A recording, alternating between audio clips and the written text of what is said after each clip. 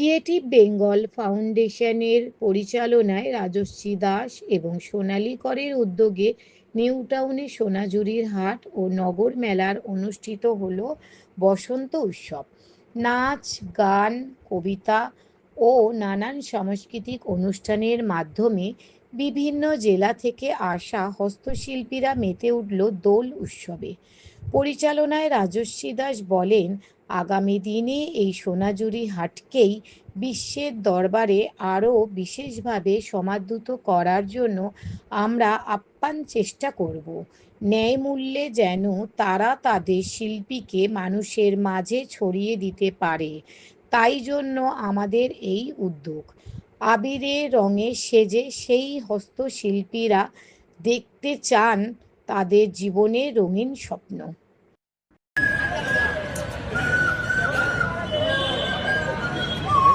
দুপুরবেলা একটু ঘুমোয়, ঘুমিয়ে তারপর 12, 12:30, 1টা এখানে আসছে। এই যে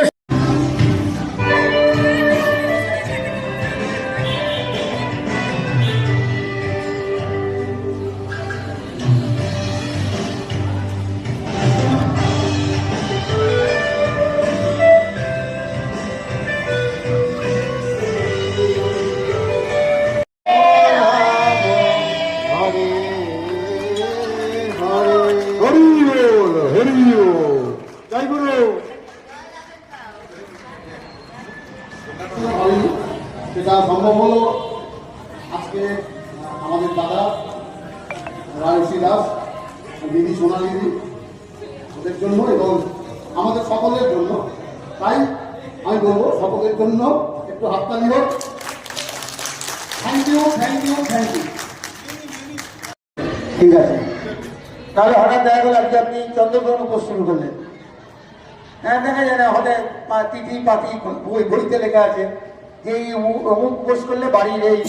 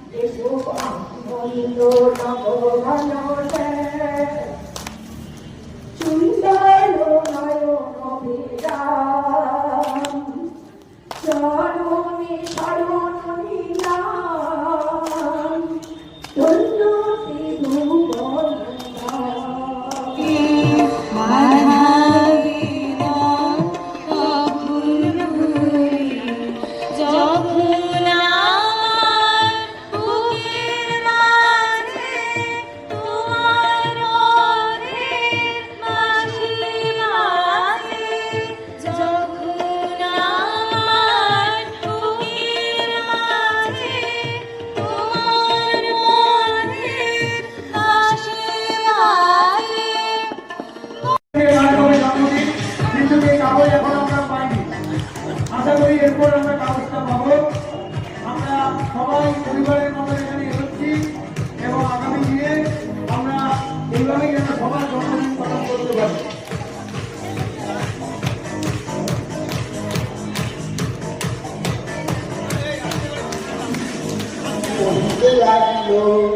কোথায় আছো দেওয়ার লক্ষণ দাও দর্শন, এ বিপদে দেখা দিয়ে রাখো জীবন।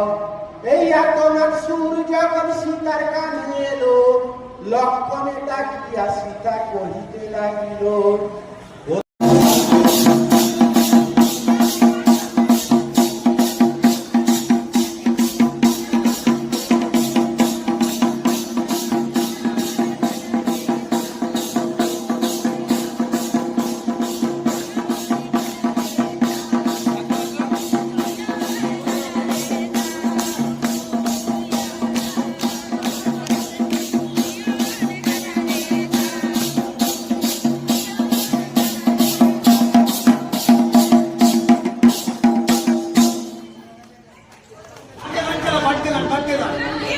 পাটের গান কথা আছে? তোমাকে আমি 100-200 নাম্বার দিলাম, এভাবে করে চলেছো জলপাইগুড়ি অধিকানন্দ জ্বালিয়ে রেখেছে। হ্যাঁ, আলাদা প্রতিভা, সত্যি কথা। এটা আলাদা আলাদা প্রতি জলপাইগুড়ি থেকে এসছে মানে হ্যাপি বার্থডে এটা কে?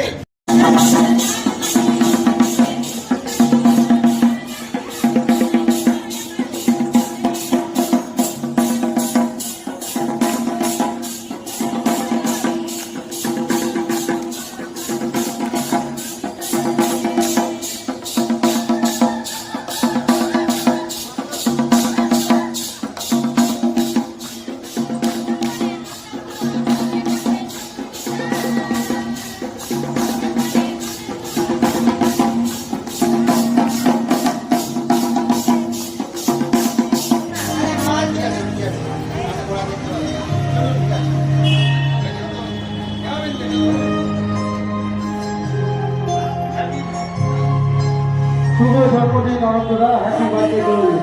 সবাই জানান হাততালি। Happy birthday to you, happy birthday to Anantara, happy birthday to you. সবাই গায় রাখুন birthday to you, happy birthday, happy birthday, happy birthday.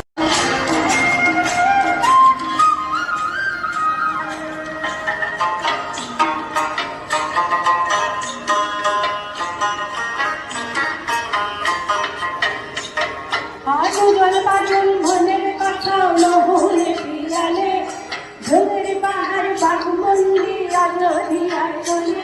আজও জল পাগল মনের কথা বহুলে পিয়ালে, ঝোলের পাহাড় বাঘমন্ডি আলো দিয়ার কোলে। ঝিম ঝিমে ঝিমে ঝিম ঝিমে ঝিমে ধামসা মাদল বলে, ঝিম ঝিমে ঝিমে ঝিম ঝিমে।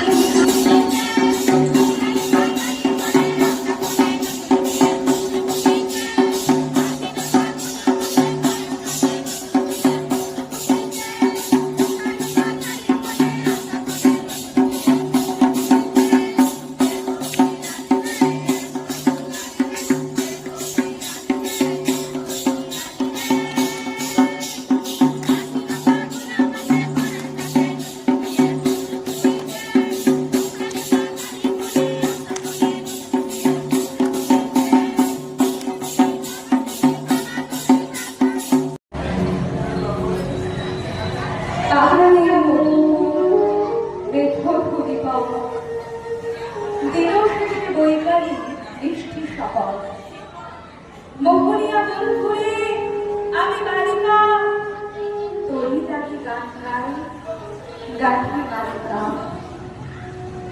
আজও সন্ধ্যার শেষে খালি বিছানা, আমি শোব পাশে বসে কেউ শোবে না। তুমি ছাড়া এই দেবো কেউ শোবে না।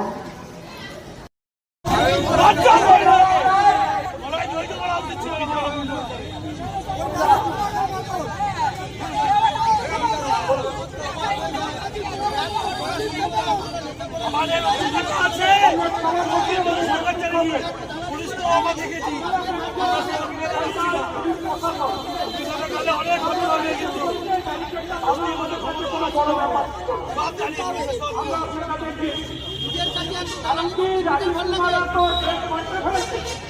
আর এখানটায় যারা দাঁড়িয়ে আছেন তারা এমপি হতে পারবেন না, কিন্তু একজন কাউন্সিলর বা এমএলএ হতে পারবেন বা আশার পঞ্চায়েত সদস্য হতে পারবেন।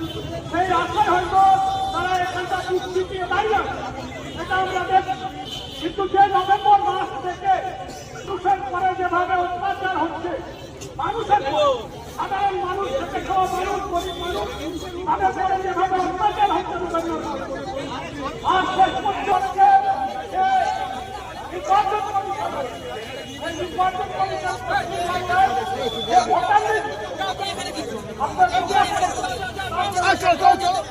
আমরা সমস্ত জায়গায় যাচ্ছি। আগামীকাল থেকে সমস্ত এআরও অফিসগুলো আমরা যাব। আমাদের মহকুমাতে 1.5 লক্ষ লোকের নাম বাদ গেছে, ভাবতে পারেন? 1.5 লক্ষ। হ্যাঁ, ব্যারাকপুর মহকুমাতে। আরো কি যাওয়ার সম্ভাবনা রয়েছে?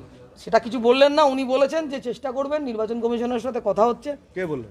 এসডিও বললেন, এরা তো একে অপরের উপর দোষ চাপায় না, ওরা কিছু জানে না। এটা কি গটাপ কোথাও আছে? তৃণমূল বিজেপির গোটাপ আছে।